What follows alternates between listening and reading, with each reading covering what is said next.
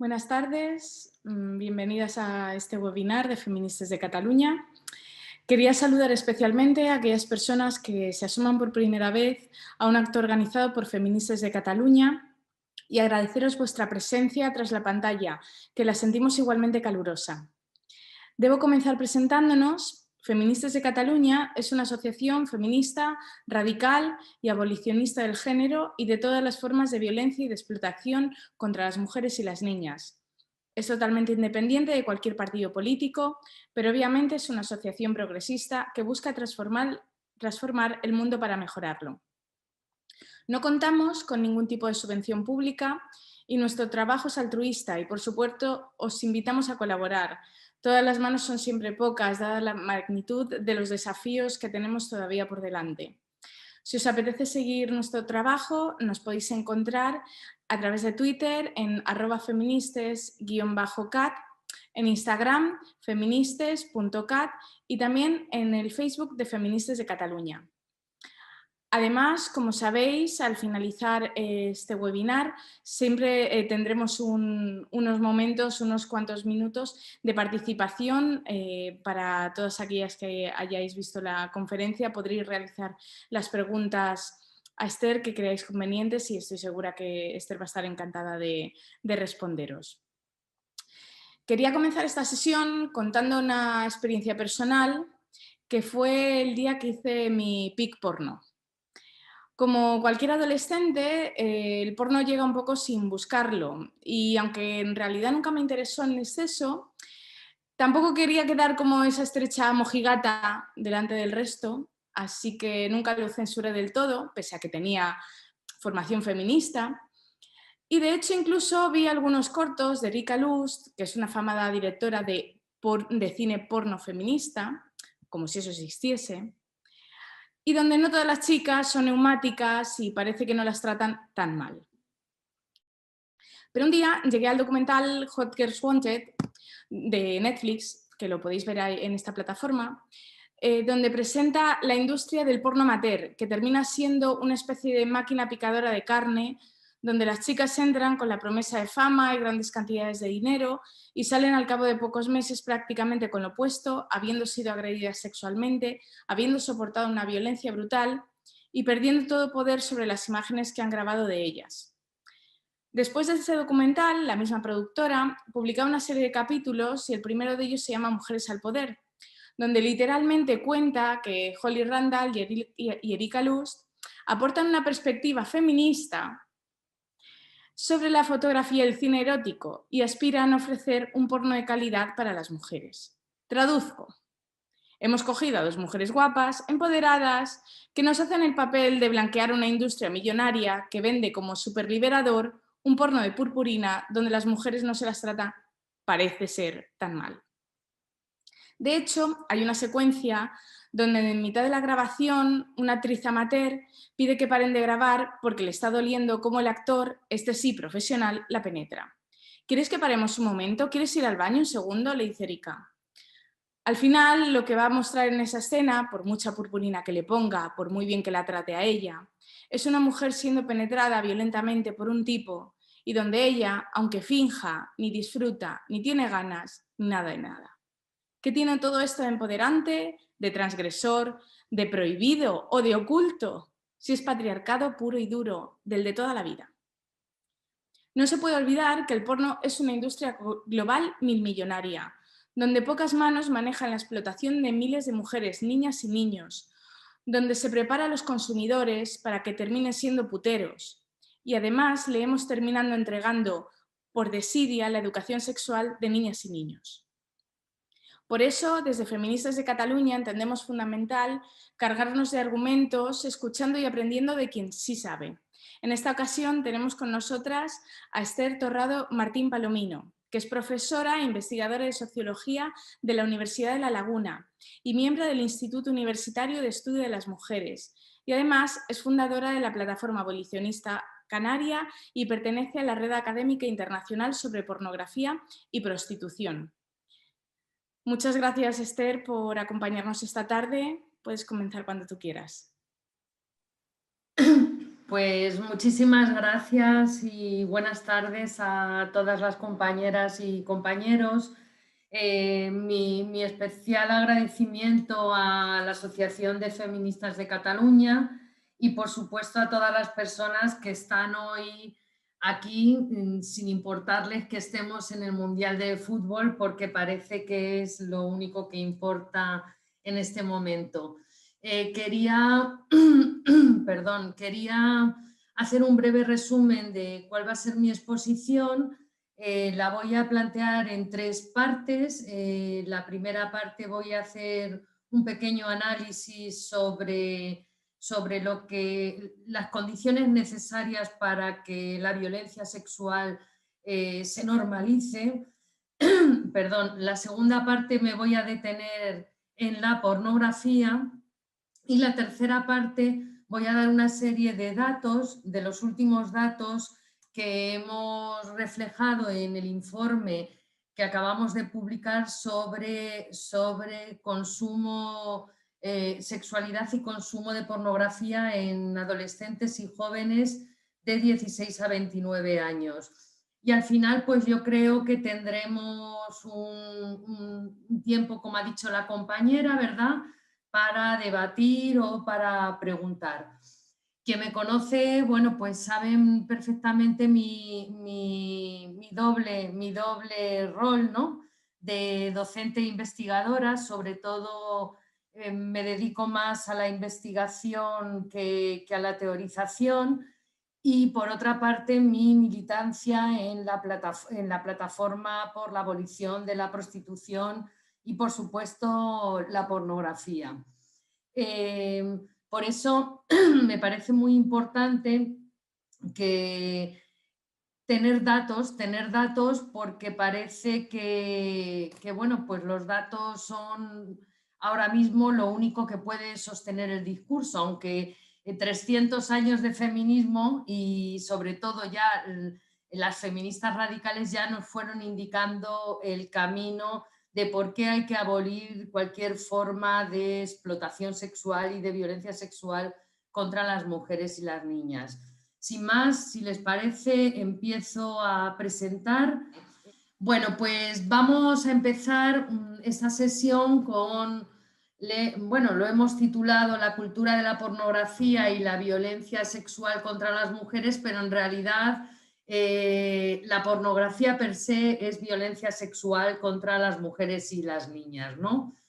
Me gustaría comenzar hablando de a qué nos referimos con la industria para la explotación sexual, porque desde mi punto de vista, la pornografía, junto con la prostitución y los vientres de alquiler, forman parte de, como dice Rosa Cobo, de una industria para la explotación sexual.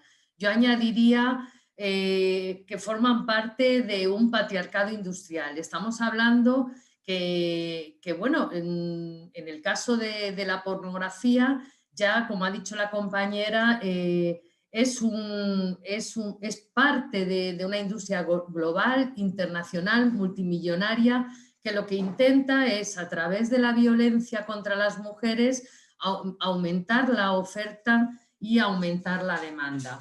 He puesto aquí 2 fotos que son bastante soeces y bastante duras. A la izquierda, a mi izquierda, pues verán la figura de un cerdo, ¿verdad?, con distintas partes, la panceta, el jamón, las chuletas. Saben que del cerdo se aprovecha todo. Y he puesto a mi derecha un anuncio que fue denunciado por violencia sexista, un anuncio que publicitaba hamburguesas, donde aparecía una mujer también troceada.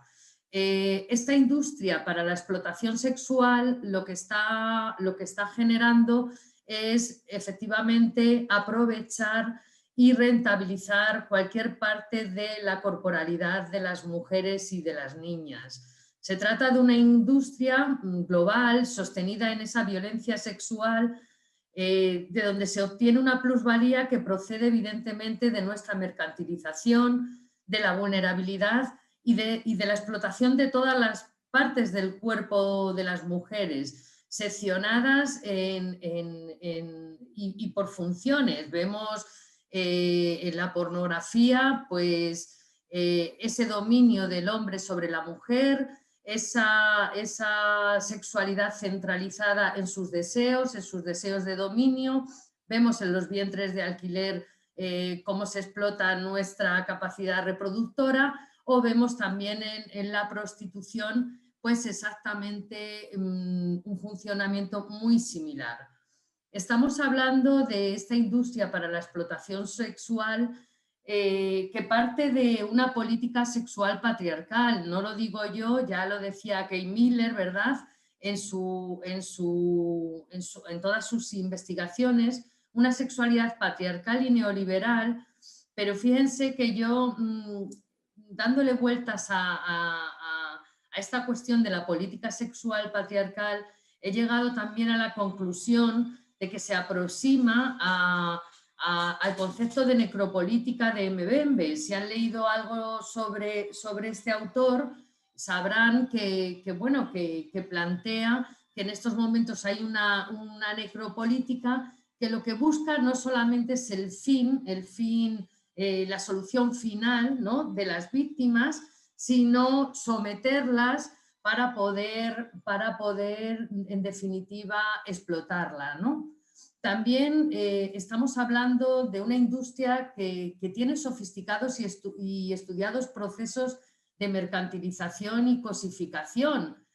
No es una cuestión casual, ¿no?, porque lo que se pretende en definitiva es aumentar la oferta y la demanda. Y estamos hablando sobre todo de una industria en auge, extractivista, depredadora, y lo que he comentado anteriormente, que pretende convertir a la mujer en mercancía, a la mujer y a las niñas, convirtiéndolas en objeto, sobre todo para, insisto, continuar generando beneficios. Pero claro, para que esto ocurra, tiene que haber una serie de procesos necesarios para que, pues que se nos pueda mercantilizar y para que se pueda normalizar ese abuso contra las mujeres y las niñas. Y evidentemente, pues yo lo he dividido en 10 procesos necesarios, pero estoy convencida, con la aportación de todas y todos, que podríamos sacar muchos más, ¿no? Pero me voy a quedar con los fundamentales. Bueno, pues se necesita evidentemente un sistema estructurado para sostener esta industria para la explotación sexual. Pero claro, para sostenerla tiene que haber un sofisticado proceso ideológico que permita que se adapte a nuestra cultura, a la globalización y a las TIC. En ese sentido, yo creo que es muy importante recurrir a los trabajos de Rosa Cobo, donde vincula esta industria para la explotación sexual, ¿verdad?, a esos procesos estructurados y sofisticados, ¿no?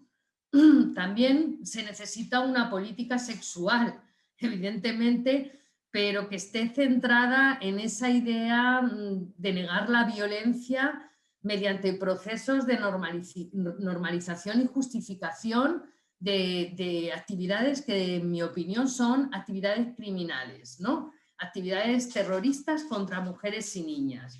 En este sentido, también vemos cómo Ana de Miguel también nos habla de este proceso de justificación necesaria para convertir en dignos empresarios a los proxenetas y criminales y a los perpetradores y demandantes de prostitución o de pornografía en consumidores de productos o de clientes como de cualquier objeto, ¿no?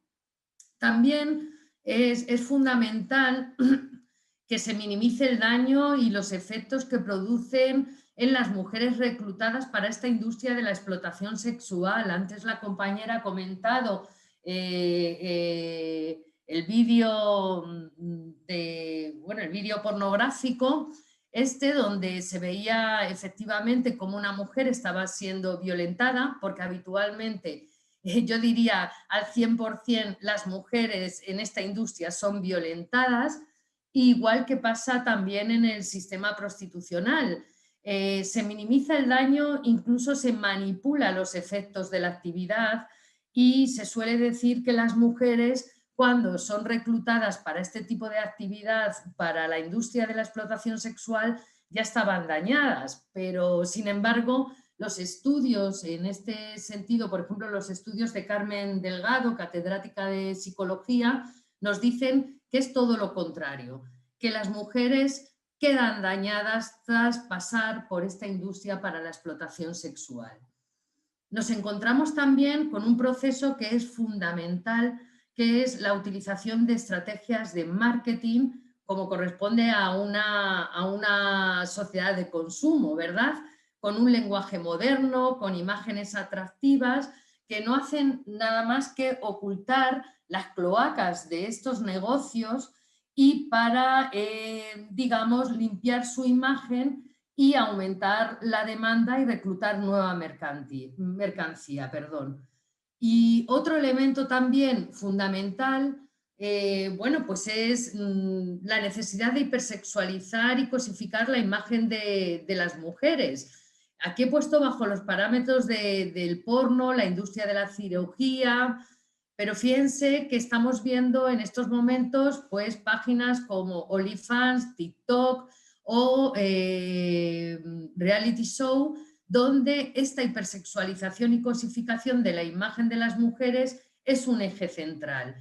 Y bueno, pues está sirviendo de modelo para negar, para normalizar el uso y abuso de este tipo de industria, ¿no?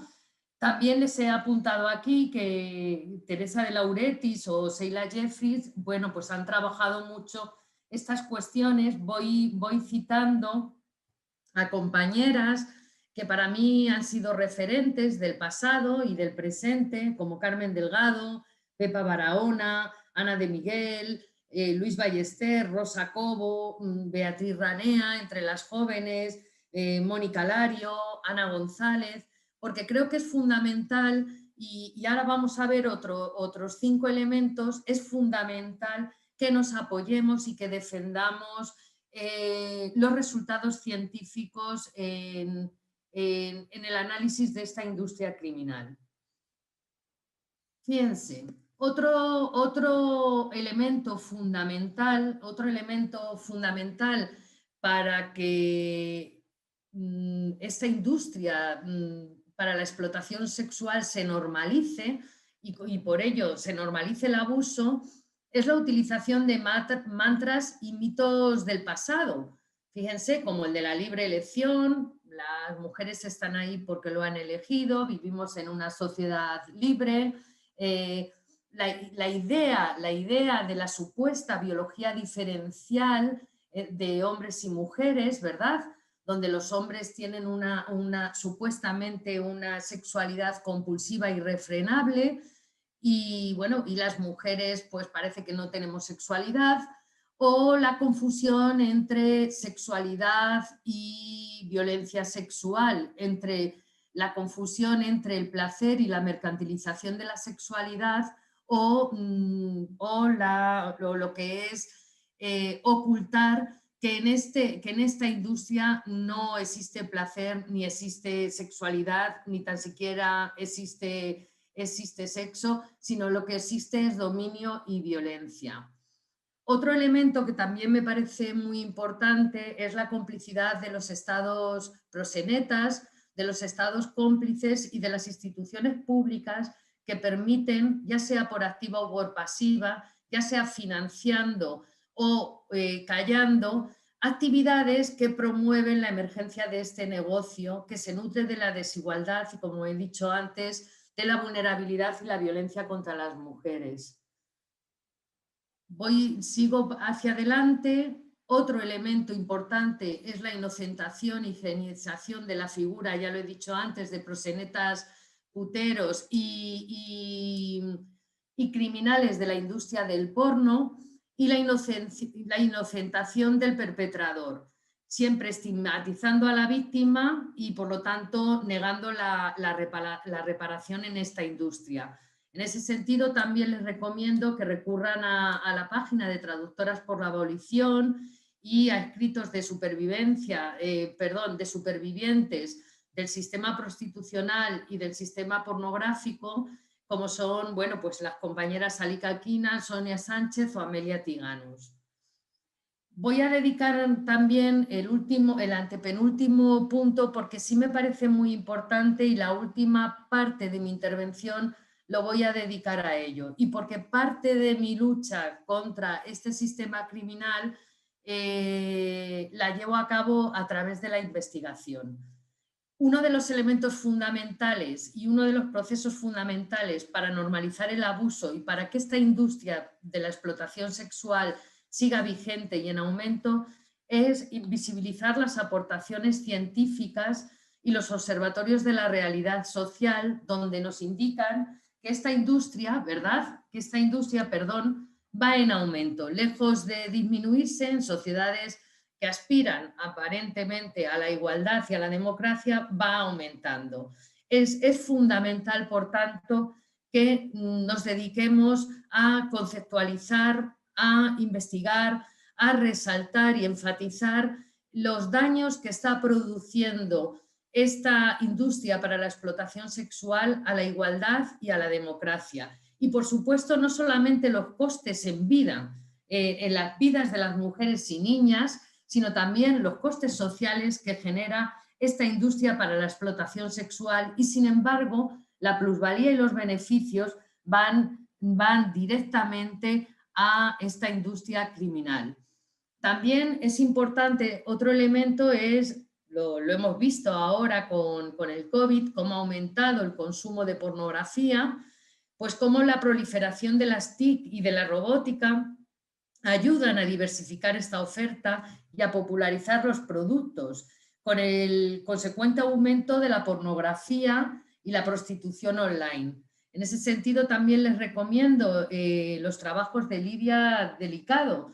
Fíjense, estaba el otro día leyendo un artículo cómo además esta pornografía que ha aumentado a través de las TIC tiende a homogeneizar la violencia contra las mujeres, los métodos que utilizan los hombres para dominar y violentar.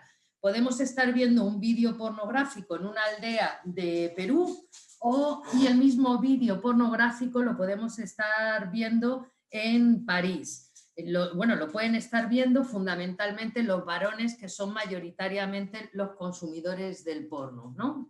Aunque, como ha dicho antes la compañera, la industria que no cesa conoce perfectamente que las mujeres no somos consumidoras habituales de porno y, por lo tanto, tienen que captar nuestra demanda y, bueno, pues surge el llamado porno feminista. No me voy a detener en ello. Bueno, pues en esta parte de mi exposición verán que comento que para conceptualizar bien y para politizar mejor hay que investigar. Y sobre todo en una era de una posverdad patriarcal y de un patriarcado industrial, es decir, el dominio y la violencia contra las mujeres se ha convertido en un beneficio industrial. Les recomiendo, parezco umbral, he venido a hablar de mi libro, pero les recomiendo que entren a la página del Instituto Canario de la Mujer y consulten el estudio que realizamos sobre la prostitución de mujeres en Canarias, donde acabamos produciendo un segundo título que le llamábamos Narrativas de las opresiones y vulnerabilidades múltiples de género. Claro, se preguntarán a qué viene ahora esto de la prostitución si de lo que hemos venido a hablar es de la pornografía. Bueno, pues porque hicimos un segundo estudio que el foco no lo pusimos en las mujeres, sino que lo pusimos en los varones. Y bueno, pues estos dos estudios nos llegaron a mostrar de una forma clara que las mujeres estaban en el sistema prostitucional evidentemente por una situación de vulnerabilidad. Evidentemente ninguna era rica, la mayor parte había sufrido violencia machista o abusos sexuales en la infancia y muchas eran víctimas de las fantasías pornográficas de los varones. Y los varones consumían, demandaban prostitución como un servicio necesario y además precisamente la mayor parte de los demandantes de prostitución habían sido demandantes tempranos de pornografía. Y cuando vinculamos estos dos elementos, acabamos realizando un tercer estudio que era averiguar cómo viven los jóvenes y los adolescentes la sexualidad y, bueno, pues cómo son las pautas de consumo de pornografía en los jóvenes y adolescentes. Lo seguimos con la misma metodología que siguió el equipo de Luis Ballester de la Universidad de Islas Baleares, porque lo que pretendemos es luego hacer un análisis comparativo entre regiones y ver si realmente lo que aquí existe en nuestro país es una política sexual de la depredación, donde, como ha dicho la compañera con anterioridad, las personas jóvenes carecen de educación afectivo-sexual a edades tempranas y su escuela de sexualidad está siendo la pornografía. La pornografía sería la teoría, ¿verdad? Y la prostitución y otros tipos de violencia sexual sería la práctica. Bueno, en ese sentido me gustaría ahora quitar la presentación y dedicarme más a definir, bueno, pues qué lugar está ocupando la pornografía en nuestra sociedad, ¿verdad? ¿Qué relación tiene con el sexo y la violencia, con la construcción de la masculinidad, con la invisibilización y erotización de la violencia y con la industria, con la oferta y la demanda, con la oferta de violencia y la demanda de violencia y de dominio? Por tanto, me gustaría, bueno, pues empezar a comentar que ciertamente a lo largo de la historia, como decimos en nuestro estudio, ¿verdad? En un estudio en el que ha colaborado pues, un equipo muy, muy potente de personas, me gustaría citar a todas, pero Ana González, Josué Gutiérrez, Yasmina Romero, Mónica Lario, Beatriz Ranea. Bueno, pues estuvimos teorizando sobre la pornografía y en realidad la pornografía no hay mucho que teorizar porque es per se la teoría de la violencia sexual. Y es que, claro, yo estoy segura que muchas de las personas que me están escuchando dirán, sí, Esther, pero la pornografía ha existido siempre, cierto, pero en estos momentos la pornografía forma parte de la industria para la explotación sexual. Es cierto que la pornografía ha servido a lo largo de la historia para que los varones, ¿verdad? Para que los varones puedan, digamos, acceder libremente a nuestros cuerpos y satisfacer sus deseos. La pornografía ha servido para definir una sexualidad masculina, y también para conceptualizar incluso la violencia sexual como sexo a lo largo de la historia.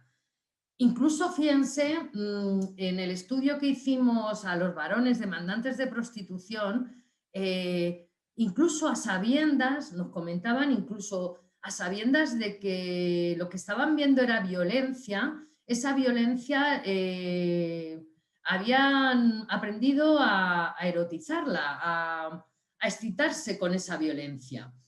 Es cierto, yo me defino como feminista radical, en eso coincido con las compañeras de la asociación y tenemos que darle las gracias todos los días, ¿verdad?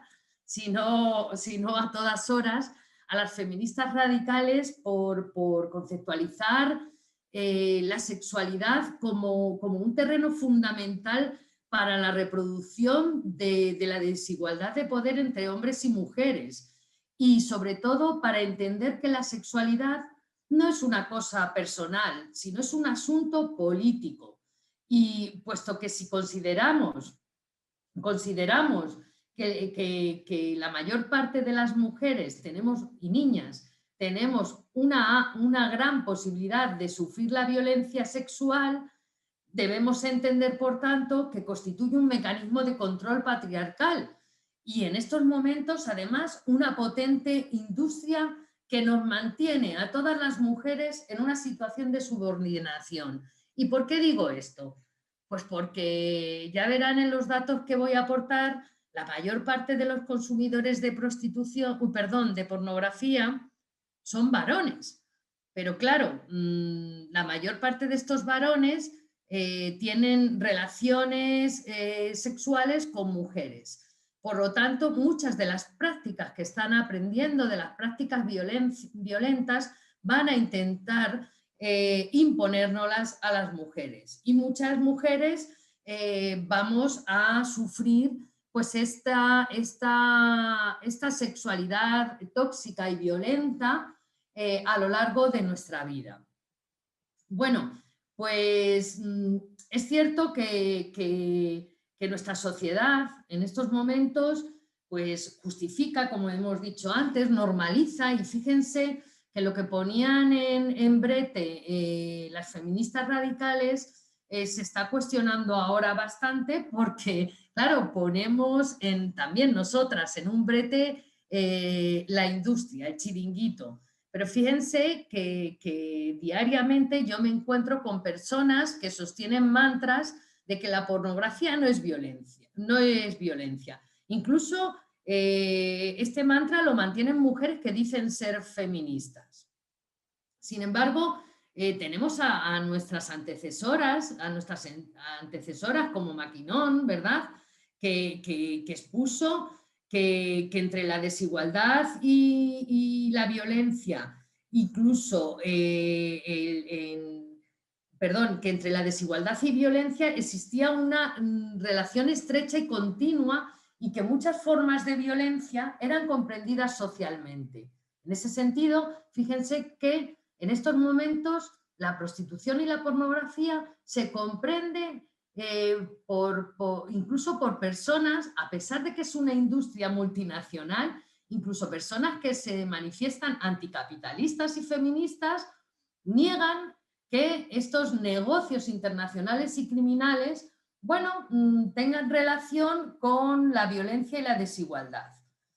En ese sentido también, fíjense que la sexualidad para esta autora era una construcción genérica donde los varones vivían el sexo muchas veces con violencia contra las mujeres. En nuestro estudio hemos visto cómo muchos hombres entienden la sexualidad como el ejercicio de la violencia contra las mujeres. Es lo que les excita. También Kelly, fíjense que también acuñó este concepto de normalización de la violencia sexual. Y Ana de Miguel, cuando hablaba, tenemos que agradecer a las feministas radicales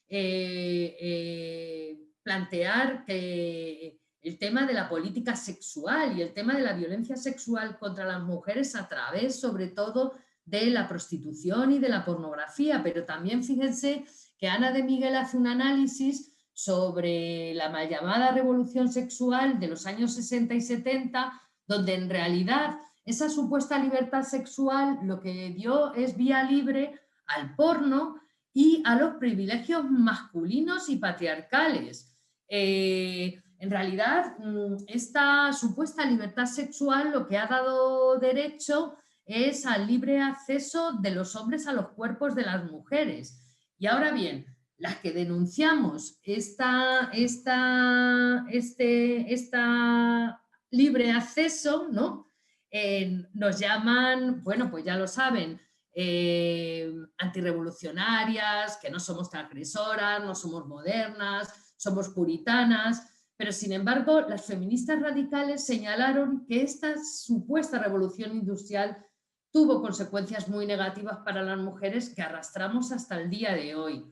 Hasta el día de hoy, hasta tal punto que las mujeres hemos pasado a no poder decir sí, ¿verdad? Sí a la sexualidad, ahora a no poder decir no, porque en palabras de Dworkin, si dices no, es que no te gusta el coito, eres una frívola, en fin, eres una reprimida sexual. En este marco, la pornografía ha sido utilizada por los varones como un método de presión para que las mujeres consintamos realizar prácticas que no deseamos realizar y ellos sí. Además, todas las feministas que nos declaramos antipornografía afirmamos que además de ser una industria que nos explota, es además una industria que habla de ellos, hecha para ellos y refleja lo que para ellos es la sexualidad, no lo que para nosotros es la sexualidad. No sé si se me está oyendo, creo que sí, ¿verdad? Fíjense que en estos momentos cabe preguntarse, que también en nuestro estudio queda reflejado, si vivimos en una sociedad democrática y que aspira a la igualdad. Bueno, vamos a suponer que ya hay una igualdad formal.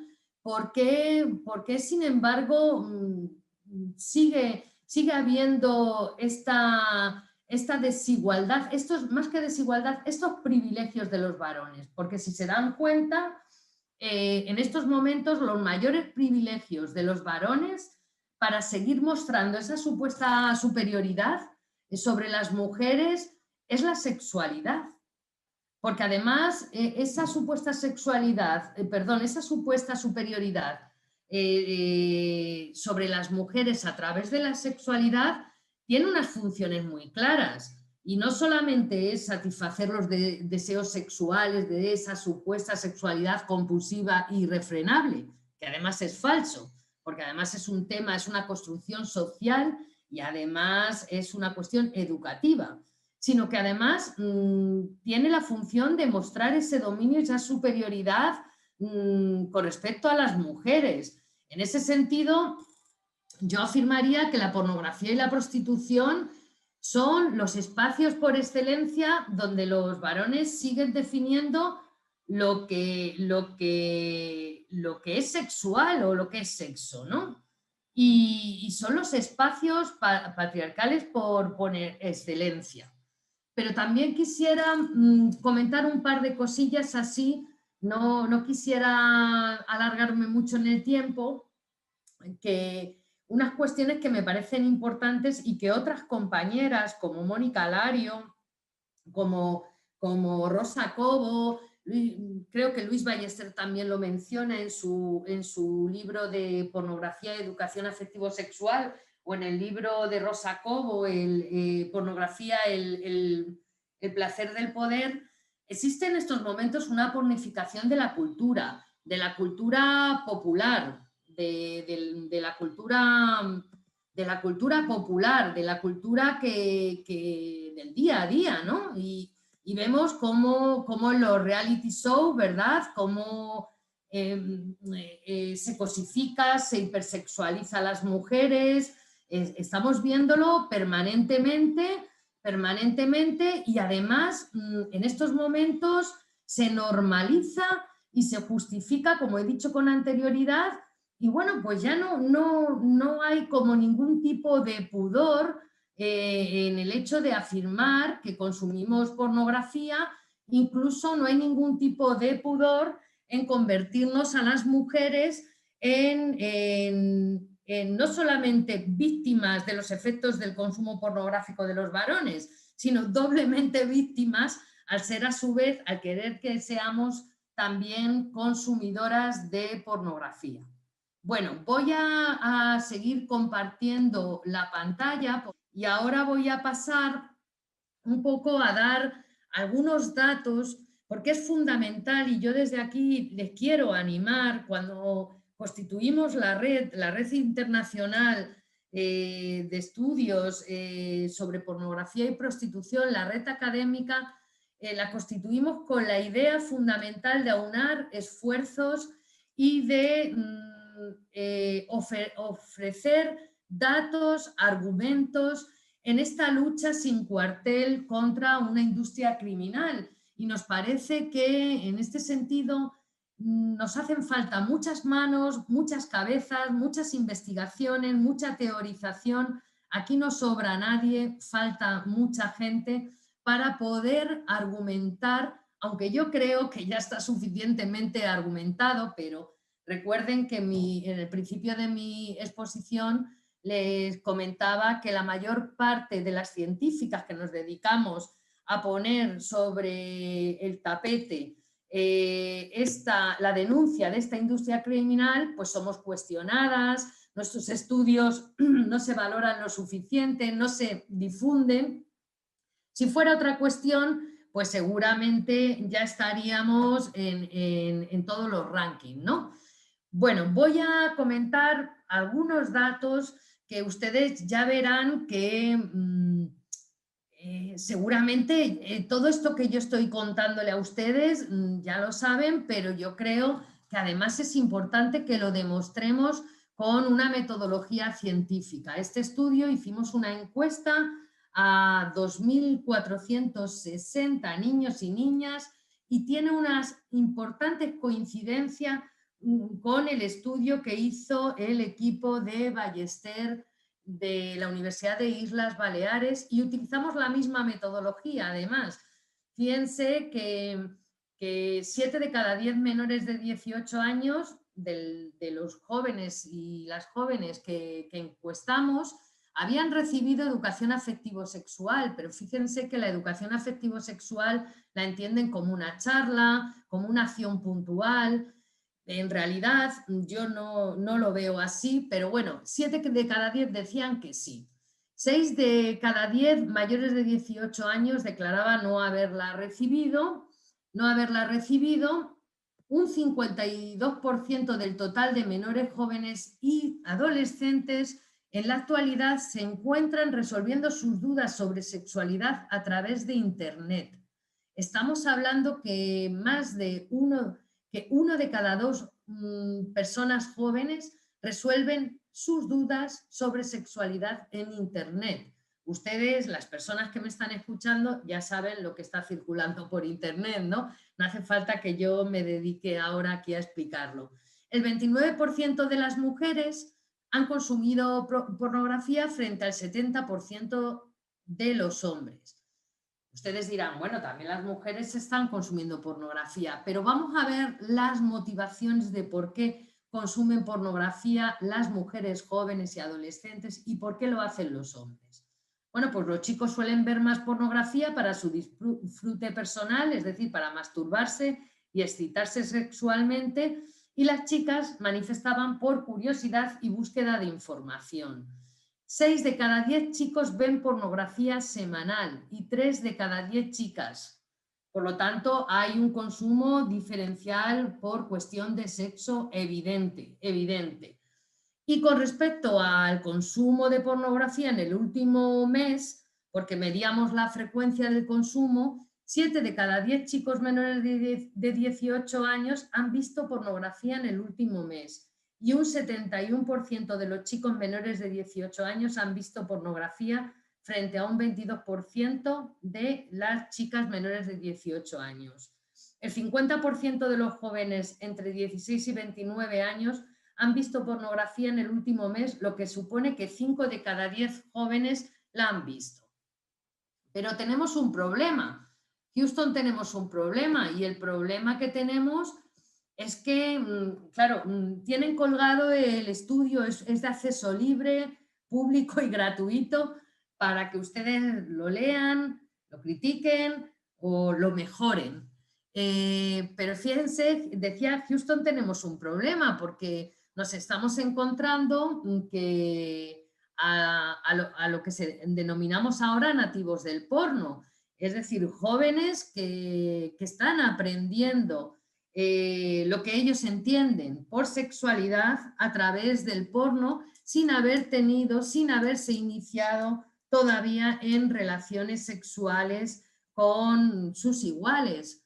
Por lo tanto, lo que están aprendiendo, lo que están interiorizando, lo que están viendo, van a tender a reproducirlo. Por lo tanto, cuando nuestros políticos y políticas se echan las manos a la cabeza o los medios de comunicación sensacionalistas sobre el incremento de la violencia sexual sobre las mujeres y niñas, en general sobre la violencia contra la violencia machista y bueno, el incremento de personas que sufren lesiones, etcétera, etcétera, pues bueno, aquí tenemos el caldo de cultivo. Pero fuimos más allá en el estudio, porque además queríamos saber cuál era el conocimiento que tenían las personas adultas, ¿verdad? Padres, madres y docentes sobre la pornografía. Y nos encontramos que resulta que también hay que crear una escuela de educación afectivo-sexual, pero no solamente para prevenir los embarazos no deseados, las enfermedades de transmisión sexual, sino para dotar a las nuevas generaciones, a las personas jóvenes, de mecanismos suficientes para diferenciar lo que es sexualidad de lo que es violencia. Pero es que también resulta que tenemos que hacer una escuela de padres, madres y educadores, porque la mayor parte de las personas adultas en este momento desconocen el contenido de la pornografía que está circulando por las redes. Si bien muchos afirmaban que el déficit en educación afectivo-sexual y la relación del incremento de consumo de pornografía con el uso de las TIC iba parejo.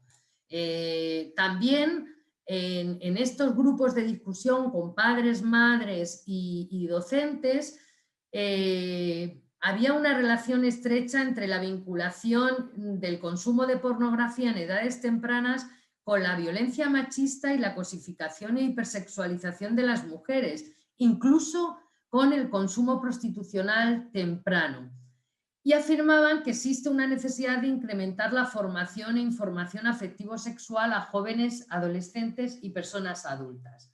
Y yo me pregunto, si estos estudios ya están sobre la mesa, si lo que estamos diciendo es lo que ya sabemos todas y todos, no solamente en nuestro país, sino en el resto del mundo, ¿a qué están esperando? ¿Por qué siguen generando una factoría de agresores sexuales?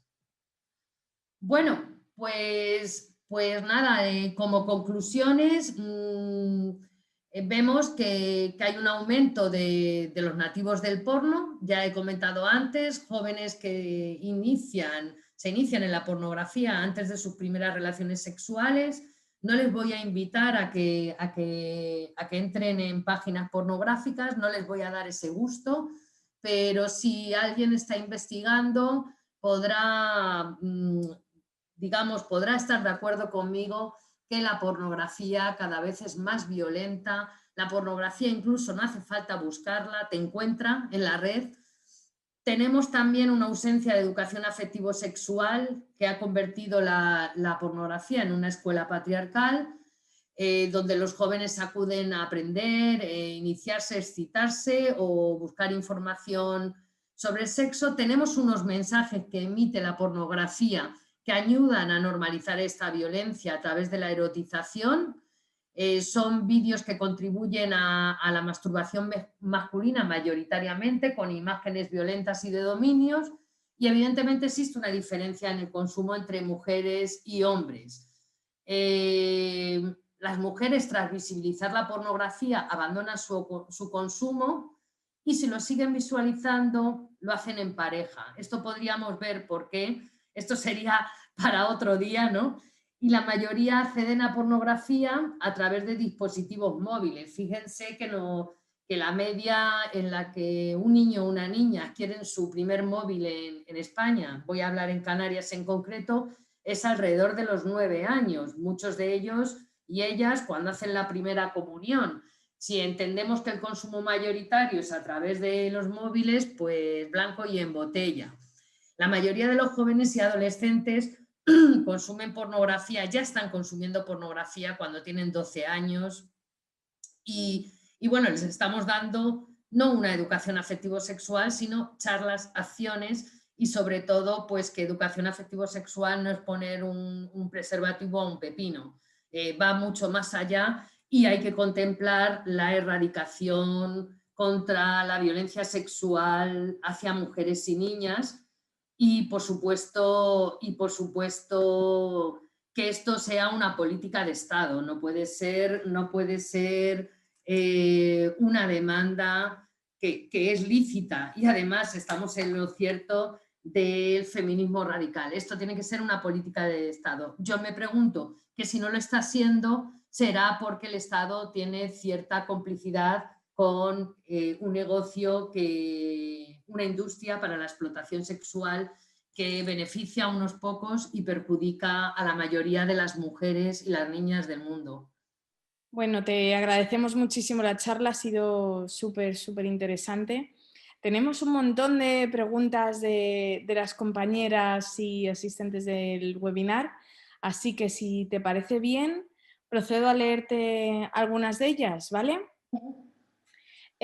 Comenzamos con Paula, que nos pregunta, dice que su pregunta está relacionada con la prostitución, que vive en Alemania y allí la prostitución está legalizada, es un trabajo y ha tenido muchísimas discusiones con personas de allí que lo defienden, como principal argumento utilizan además que la prostitución nunca se va a acabar y que siendo legal las mujeres tienen derechos, entre comillas, ante cualquier irregularidad, es decir, que siendo legal es mejor a que sea ilegal. La verdad es que sea legal no se soluciona nada, las mujeres siguen siendo violentadas. Me gustaría saber cómo puedo debatir más este argumento o cuál es la solución efectiva para abolir la prostitución, ya que la legalidad no es una solución para mí, y cómo responder a este tipo de comentarios. Pues complejo y más si vives en Alemania, aunque le diría a la compañera que vive en Alemania que me ha dicho un pajarito que se está cuestionando ya la propia legalidad de la medida tomada por ese Estado, porque han visto que lejos de mejorar las condiciones de las mujeres, lo que ha aumentado son las redes de trata con fines de explotación sexual, pero además que la legalización o regulación de la prostitución en Alemania no solamente ha tenido efectos sobre los reclutamientos de mujeres y niñas en situación de vulnerabilidad, sino que ha tenido efectos sobre las mujeres que no están en el sistema prostitucional, en forma de aumento e incremento de la violencia. A mí me sorprende cuando hay mujeres que defienden. Es verdad que yo creo que el estigma tiene que cambiar de lugar, el estigma hay que trasladarlo de ellas a ellos. Ellos son los perpetradores, ellos son los que han creado este problema y por tanto los que tienen que solucionarlo y dar un paso hacia adelante. Ellos, me refiero a los varones, porque la mayor parte de la demanda prostitucional viene de parte de los varones, incluso la demanda homosexual. Pero yo realmente creo que tenemos dos observatorios muy buenos en este momento. Antes no los teníamos, pero ahora sí. Tenemos Suecia, que si bien no ha conseguido el paraíso para las mujeres en situación de prostitución, evidentemente ha disminuido las redes de trata, que eso es un indicador, y ha disminuido la violencia. Y sobre todo, a mí me parece que los últimos estudios que han publicado el Estado sueco sobre consumo prostitucional en población joven, ya la juventud considera que consumir prostitución o demandar prostitución es ilícito. Es verdad que hay hombres que se han educado en ese modelo de masculinidad tóxica, violenta y patriarcal, y por tanto es difícil que cambien y hay que tomar medidas punitivas, pero sí que las medidas de Suecia han tenido mucho impacto sobre las nuevas generaciones. Argumentos. Te recomiendo que que contactes con la página de Traductoras por la Abolición, que están haciendo un trabajo maravilloso de traducir todos los artículos en varios idiomas, incluido el alemán, inglés, italiano, francés, y te recomiendo además que te pongas en contacto con todas las plataformas abolicionistas que hay ahora aquí en nuestro país, que tenemos argumentario para rato. Y datos, no solo los argumentos vienen de los datos. Desde luego que sí. Nos cuentan también y nos preguntan que si existe alguna relación biológica por el cual el hombre o el joven consume más pornografía que las mujeres. Eso es lo que nos hicieron creer. Vamos a ver. A mí me gusta mucho recurrir a las expertas, a las maestras, y yo creo que ya los estudios sexológicos, los estudios sobre sexología, con perspectiva, ¿verdad? Con enfoque feminista, nos dicen que esa supuesta sexualidad compulsiva e irrefrenable es falsa. La sexualidad se puede, el deseo y la sexualidad se puede construir y deconstruir. Fíjense que hace unos siglos enseñar un tobillo era un motivo de excitación sexual y ahora no lo es. Por tanto, falso, porque además entender que los hombres tienen una sexualidad compulsiva y irrefrenable es justificar que puedan acceder o bien pagando, ¿verdad? O bien por la fuerza, o bien pagando. Es decir, que el hecho es que tengan siempre libre acceso a nuestros cuerpos. Y no, nadie es convertir su deseo de dominio y de acceso a nuestros cuerpos en un derecho fundamental. Y no es así, o sea, nadie se muere por no tener sexo un día, o dos, o una semana, o un mes. Esa construcción de la sexualidad es una construcción patriarcal que nos han intentado vender y hay que desmontarla absolutamente. Tenemos aquí también un comentario muy interesante de una compañera uruguaya. Nos da las buenas tardes, nos cuenta que es de Montevideo, que actualmente está realizando su tesis de grado en trabajo social sobre pornografía y foros de valores prostituyentes en Uruguay, y las representaciones que se muestran en páginas pornográficas es exactamente igual a lo que estos varones relatan en sus encuentros con estas mujeres en situación de prostitución. Hacen y pretenden hacer exactamente lo que la pornografía expone. Dice que en este caso uruguayo las mujeres en situación de prostitución son violentadas en un entorno directamente a lo que la pornografía muestra en sus diversos contenidos. La verdad es que tiene toda la razón. Pues sí, sí. Bueno, yo además de socióloga soy trabajadora social y yo empecé atendiendo a mujeres. Luego ya tiré por la investigación y por la docencia, pero mi primera experiencia con la realidad social fue atendiendo a mujeres. Evidentemente, fíjense, les voy a poner un ejemplo.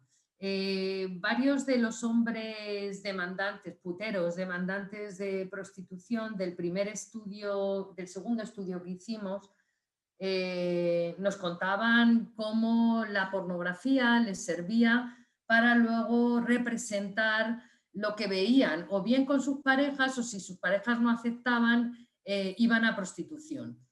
Pero tuvimos el caso, también escuchamos a las mujeres que estaban en situación de prostitución, que fueron reclutadas, y uno de los casos muy, muy interesante de una mujer que nos contaba que todos los viernes llegaba un putero con el uniforme de su niña pequeña de un colegio privado y buscaba a una mujer en prostitución que tuviera una imagen aniñada, delgada, y bueno, pues la ponía el traje de colegiala y cometía todos los abusos posibles con ella. Si se dan cuenta, en el porno las mujeres somos sirvientas, enfermeras, somos alumnas, es la representación del poder sobre nosotras, de la violencia. Y si se dan cuenta, pues ahora uno de los servicios que ofrece la industria para la explotación sexual no solamente es pornografía y prostitución, o sí, o también, o incluso puede ser estos servicios que están ofertando de peluquería para varones en topless. O sea, la fantasía, ¿no?, de los hombres es que una mujer les corte el pelo en topless, no que les corte bien el pelo, sea mujer o varón, o las servidoras domésticas, ¿no?, que una mujer te vaya a limpiar la casa y además puedas con ella cometer cualquier tipo de abuso sexual.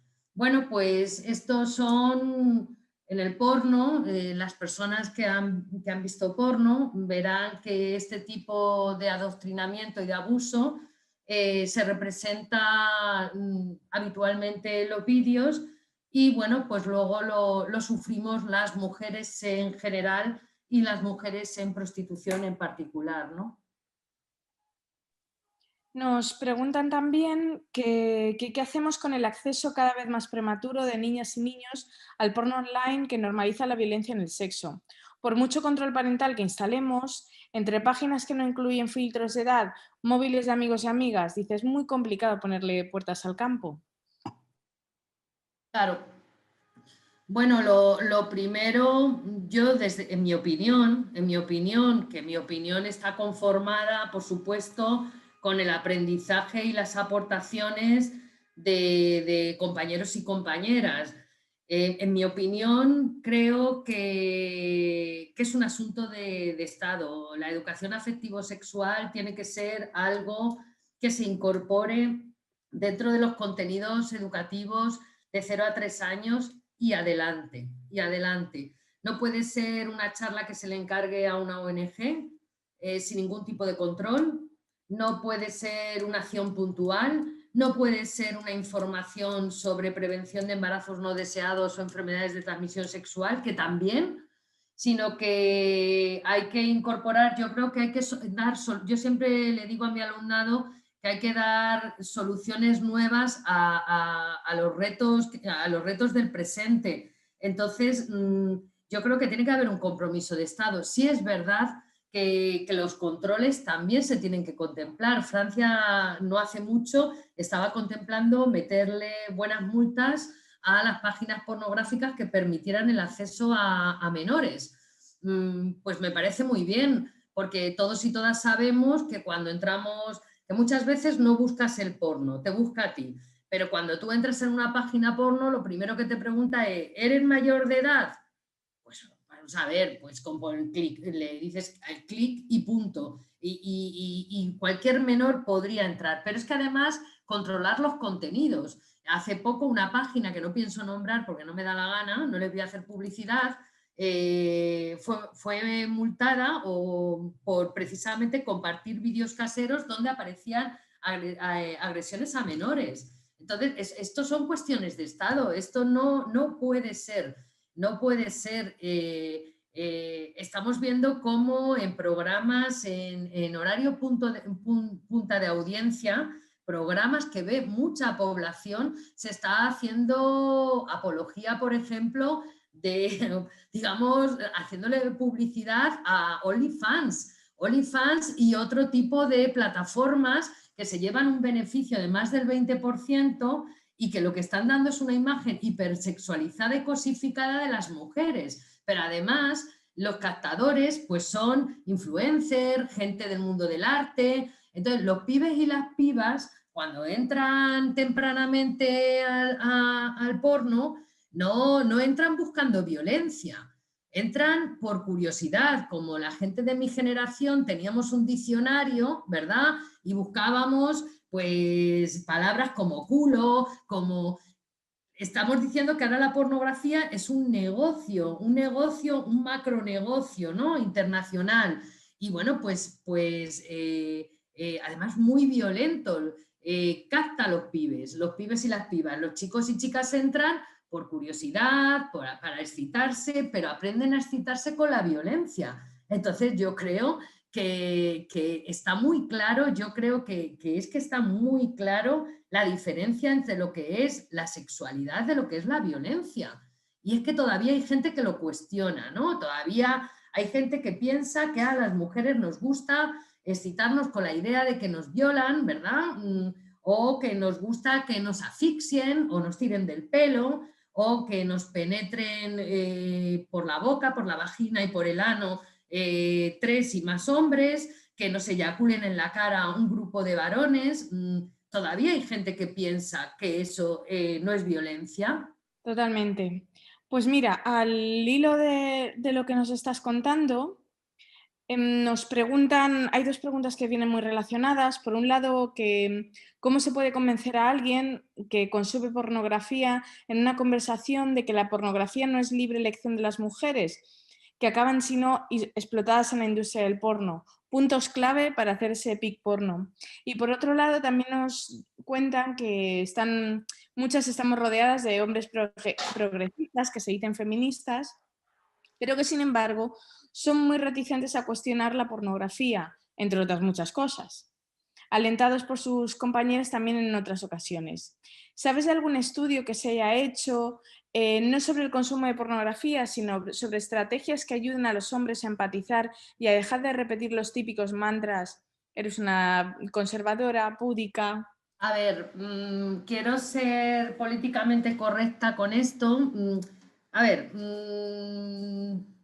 yo creo que educar a los adultos es muy complicado, ¿no? Cambiar conductas aprendidas durante años es muy complicado. Pero sí que es cierto que en el estudio que hicimos sobre puteros hay una minoría de hombres consumidores de pornografía y prostitución que han abandonado el consumo. ¿Cuándo han abandonado ese consumo? Cuando han establecido el vínculo de la empatía con las mujeres. Vale, entonces yo creo que la única manera de hacerles ver que es violencia, evidentemente es diciéndoselo. Es decir, a mí no me gusta que me tiren del pelo, a mí no me gusta que me agredan, posiblemente a ti tampoco te gustaría.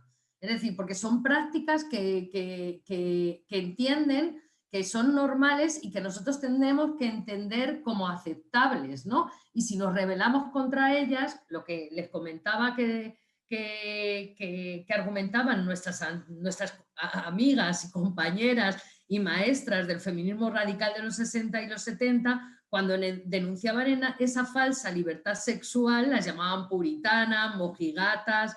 Bueno, mira, que nos llamen lo que quieran, pero por lo menos que intentemos no aceptar más violencia, pero desde luego yo creo que la posibilidad de que un hombre abandone el consumo prostitucional y el consumo pornográfico, solo hay dos vías y voy a intentar no ser muy bruta. Una, la de la ley, es decir, usted no tiene derecho a agredir a ninguna mujer ni a ninguna niña. Es decir, multa, multa, multa, y con lo que consigamos de esas multas invertirlo en las víctimas, en su reparación, porque desde luego son víctimas y si no se las reconoce como víctimas difícilmente se va a reparar el daño. Y otra es la educación, pero no la educación en el sentido de dar charlas en los coles, sino de incorporar seriamente la educación afectivo-sexual, pero también el Estado tiene que comprometerse en esta lucha. Claro, porque el Estado no se compromete, pues bueno, pues que realmente los estados actualmente son los estados del proxenetismo. Es decir, ¿por qué no se ha abolido la prostitución en España a pesar de que en el 2003 se inició ese debate y estamos ya prácticamente, o sea, 20 años después, seguimos en las mismas, incluso se financian organizaciones que hacen apología de la prostitución, ¿no? O sea, increíble, con dinero público. También nos preguntan que sabemos por el informe del Hospital Clínic de Barcelona que aumentan cada vez más las lesiones compatibles con prácticas violentas vistas en la prostitución los fines de semana entre chicas jóvenes en urgencias. ¿Tenemos algún estudio o seguimiento a nivel estatal?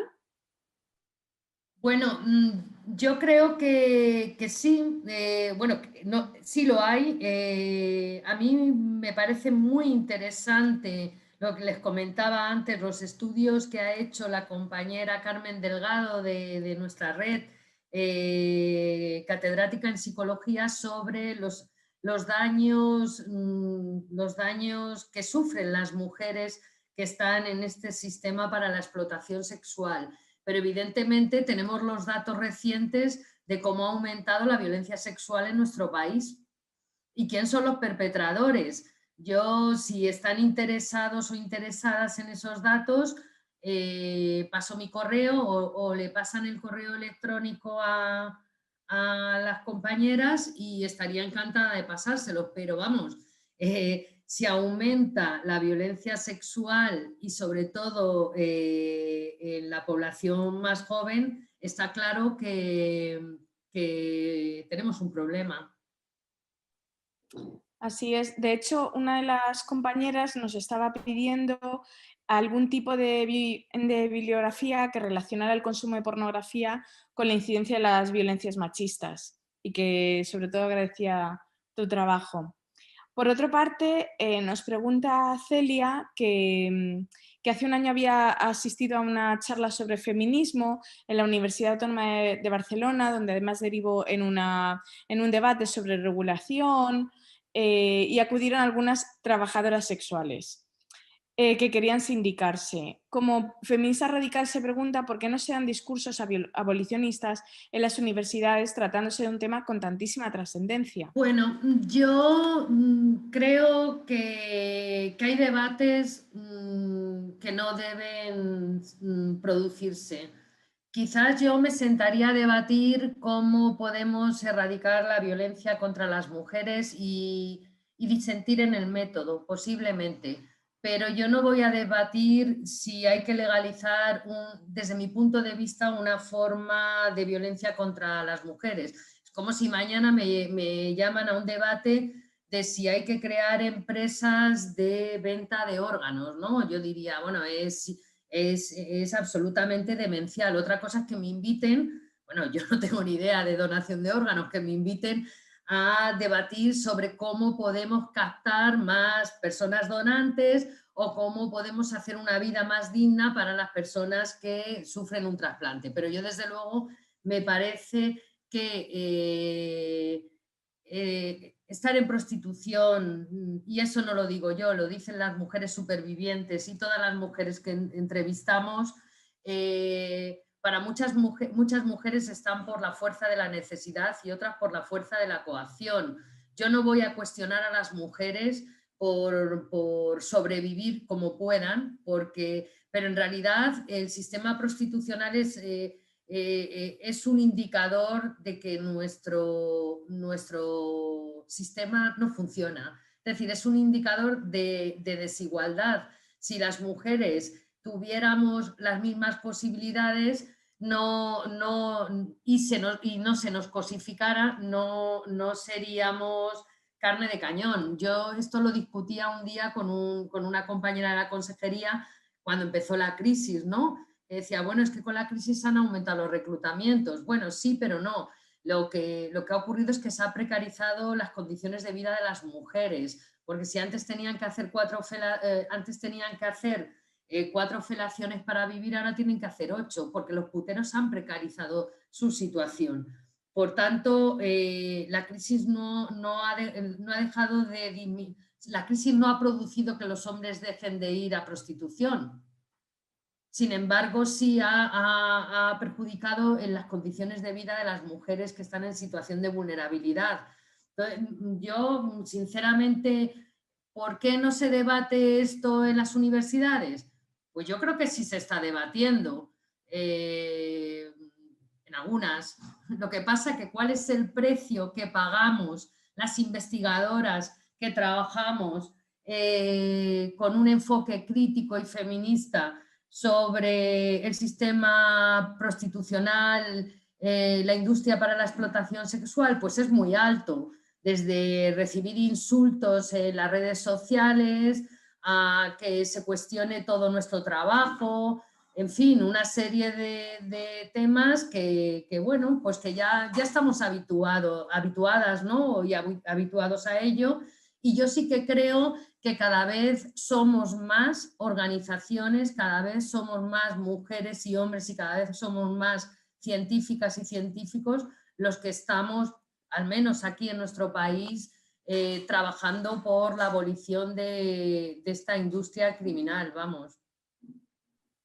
Lidia, una de nuestras compañeras, pregunta que si nos puedes hablar un poco de la pornografía a través de redes sociales, como por ejemplo TikTok, que no son específicamente pornográficas, o lo que comenta otra de las compañeras sobre OnlyFans, que en este caso tampoco era específicamente pornográfica, aunque era casi exclusivamente. Claro, es que, ¿se acuerdan?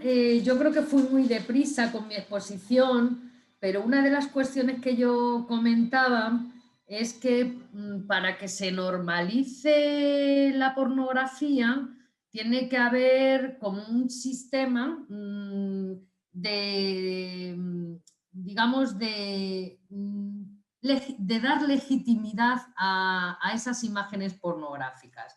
Fíjense, si estamos habituados y habituadas a ver en televisión imágenes de mujeres hipersexualizadas, cosificadas y en programas de audiencia, de alta audiencia, y además, fíjense, si además quienes representan eso son figuras importantes de los medios de comunicación, pues ya tenemos los captadores.